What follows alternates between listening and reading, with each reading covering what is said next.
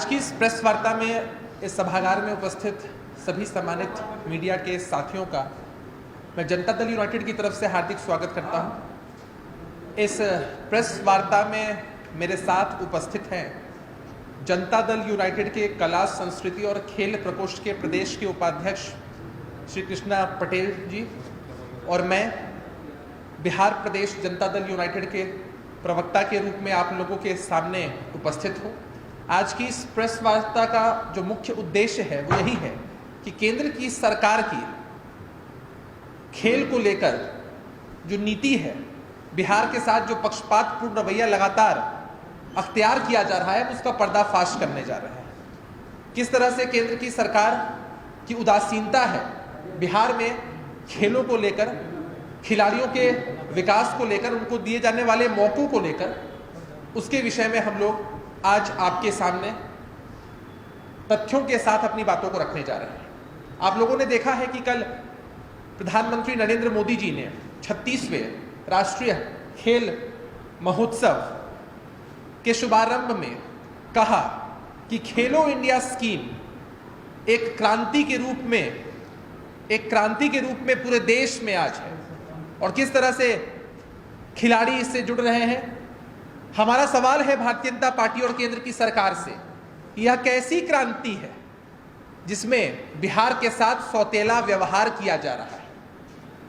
मां भारती अपने किसी सपूत के साथ सौतेला व्यवहार नहीं कर सकती है, लेकिन केंद्र की सरकार की लगातार उदासीनता बिहार के साथ यह दर्शाता है कि ये लोग बिहार के साथ हर मुद्दे पर पक्षपातपूर्ण रवैया ही अख्तियार करते हैं।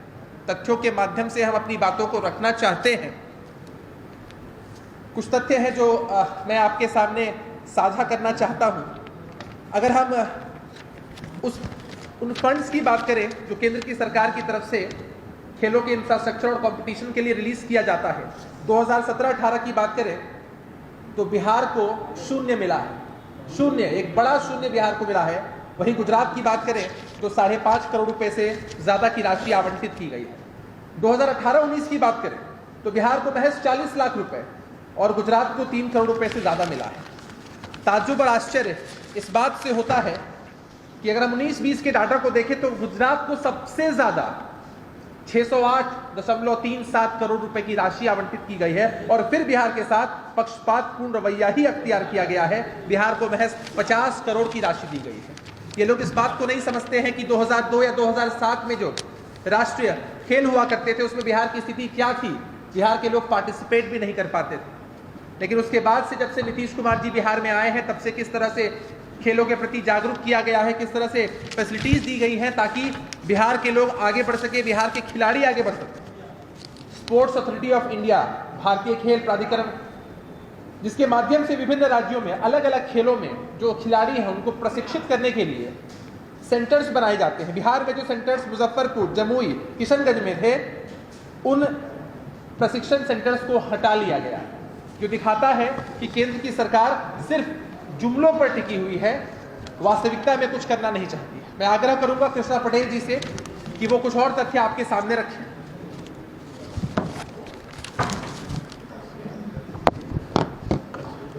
जो 36वां राष्ट्रीय खेल महोत्सव के दरमियान देश के माननीय प्रधानमंत्री ने जिस बातों को कहा और जिस प्रकार से हमारे बड़े भाई अभिषेक झा जी ने तथ्यों को आपके सामने रखा, उससे यह स्पष्ट होता है कि केंद्र सरकार बिहार के खेल और खिलाड़ियों के साथ सौतेलापन व्यवहार कर रही है।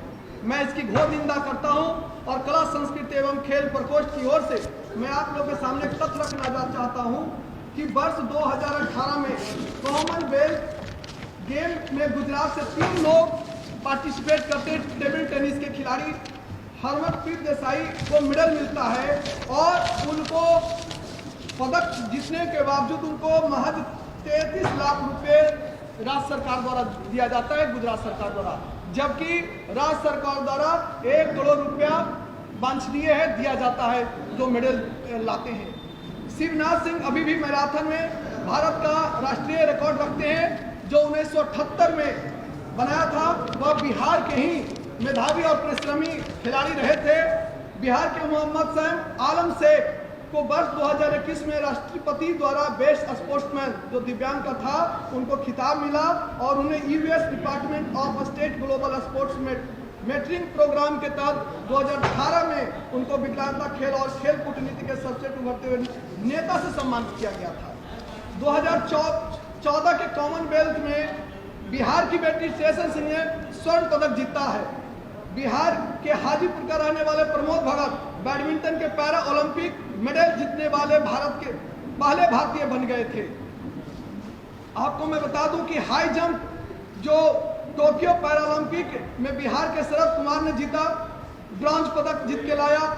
और बिहार बैडमिंटन खिलाड़ी ऋतिक आनंद जो ब्राजील में हुए ओलंपिक में गोल्ड जीतकर तिरंगे का मान सम्मान बढ़ाया था। 1928 के एम्स्टर्डम ओलंपिक में भारत ने पहली बार गोल्ड जीता था।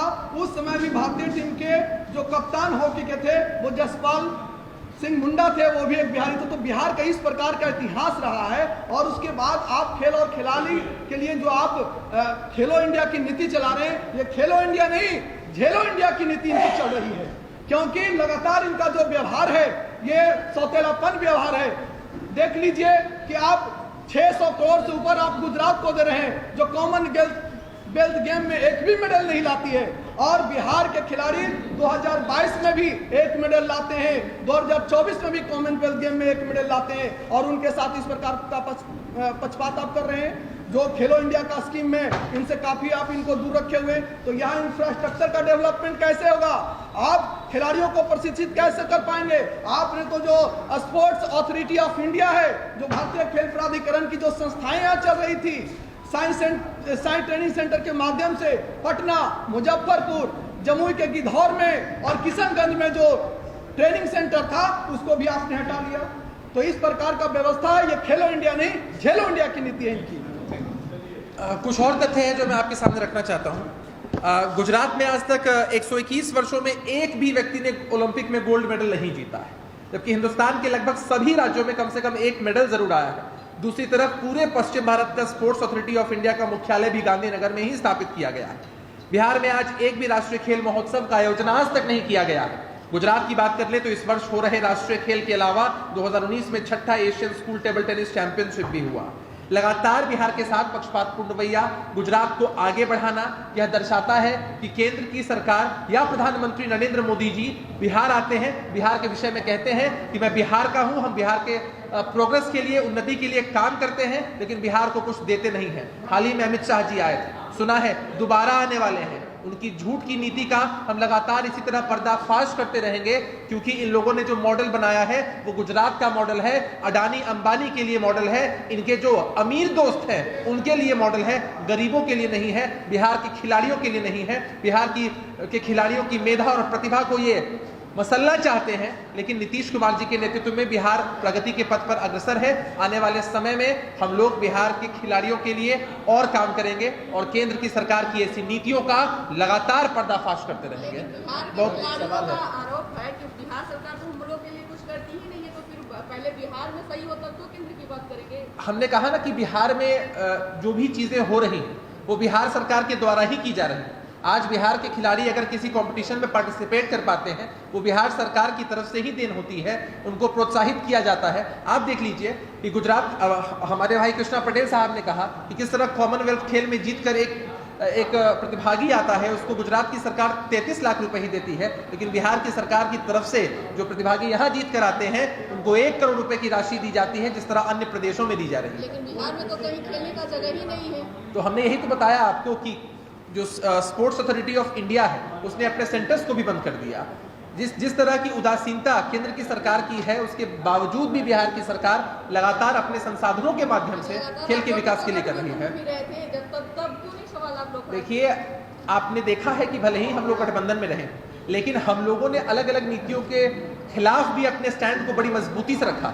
आज आप देख लीजिए बिहार में ऊर्जा स्टेडियम को देख लीजिए, जिस तरह से एक वर्ल्ड क्लास ऊर्जा स्टेडियम आज बिहार में बना है, पटना के राजवंशी नगर में, वो देखने योग्य है किस तरह से वहां मैचेस होते हैं। लेकिन अगर केंद्र की सरकार की उदासीनता रहेगी, केंद्र की सरकार किसी भी बड़े खेल के आयोजन को बिहार में नहीं करेगी, तो इंफ्रास्ट्रक्चर किस तरह से डेवलप हो पाएगा? अगर राशि नहीं मिलेगी तो हम किस तरह से आगे बढ़ पाएंगे? यह चीजें बहुत महत्वपूर्ण है। एक सवाल है, संजय जायसवाल जो है उनकी सुरक्षा बढ़ा दी गई है, क्या बिहार में पुलिस पर उनका भरोसा नहीं है सर?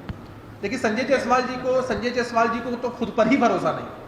संजय जायसवाल जी जिस तरह के बयान देते हैं, अभी मैं एक आर्टिकल पढ़ रहा था शराबबंदी को लेकर, उन्होंने जिस तरह का बयान दिया है, उन्होंने कहा कि हम तो इसीलिए कह रहे थे कि बिहार में शराबबंदी को शुरू कर दिया जाए। एक आर्टिकल छपा है एक प्रतिष्ठित अखबार में, जो दर्शाता है कि संजय जायसवाल जी लगातार जिस तरह के बयान गठबंधन में रहते हुए और गठबंधन के बाद देते हैं, राजनीतिक और मानसिक रूप से वो दिवालिये हो चुके हैं।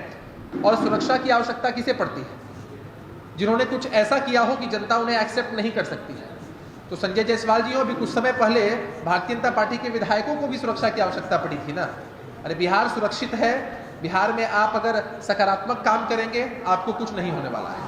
लेकिन राजद जिस तरह से बयानबाजी कर रहा है, बीजेपी कह रहा है कि राजद और जदयू में तू-तू मैं शुरू हो गई है। देखिए, भारतीय जनता पार्टी के लोग जब से बिहार में सत्ता में से बेदखल हुए हैं, तब से इन लोगों को लग रहा है कि ये केंद्र प्रकारेण सरकार गिर जाए, वो तरीके ढूंढते हैं। अरे भाई, जब आप हमारे साथ गठबंधन में थे, आपने किस तरह से पीठ में खंजर भोंकने का काम किया था, विश्वासघात किया था, आपको अपना दिन नहीं याद आता है। और अब आप किसी मसले को तूल देकर चाहते हैं कि महागठबंधन में दरार आ जाए। एक बात याद रखिए, महागठबंधन नीतीश कुमार जी के नेतृत्व में अटूट है, 7 पार्टियों का गठबंधन है। आपके साथ तो कोई दल जाना नहीं चाहता है। फिर से एक बार राजनीतिक रूप से आप लोग बिहार में अछूत हो चुके हैं। खबरों के अपडेट के लिए हमारे चैनल को लाइक, सब्सक्राइब एवं शेयर करें।